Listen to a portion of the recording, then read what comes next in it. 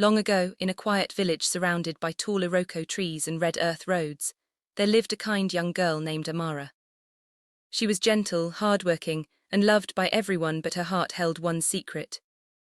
Every night, while others slept, Amara would sit outside her father's hut and speak to the moon. "Moon," she would whisper, "you shine on the rich and the poor the same. If only people had hearts like yours." The villagers laughed when they heard of it. "Who talks to the moon?" they mocked. But Amara only smiled. One night the moon shone brighter than ever before. The air grew still, even the crickets stopped singing. Then a voice spoke.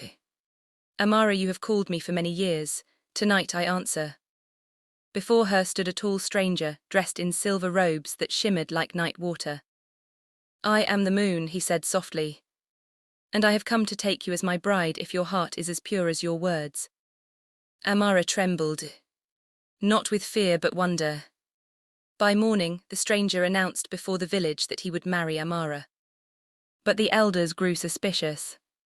"If you are truly the moon," they said, "then prove it." They gave him 3 impossible tasks.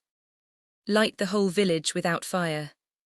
Fill an empty pot with food without cooking. Make the blind chief see again. The villagers whispered, certain the stranger would fail. That night the moon lifted his hand. The sky glowed bright as day, yet no flame burned. The empty pot filled itself with steaming yam and soup. And when the blind chief washed his eyes in moonlight, he shouted, I can see again." Fear turned to awe. No one doubted him now.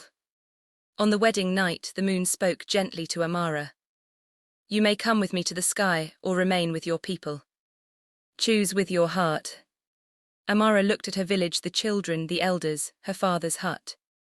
Then she said, "If I leave, who will remind them kindness matters more than riches?" The moon smiled. "Then you shall stay, but whenever people tell stories of goodness, I will shine brightest over your home." And from that night on, whenever the moon glows large and gentle over the village, elders still say, "That is the night the moon remembers his bride, the girl with the kindest heart."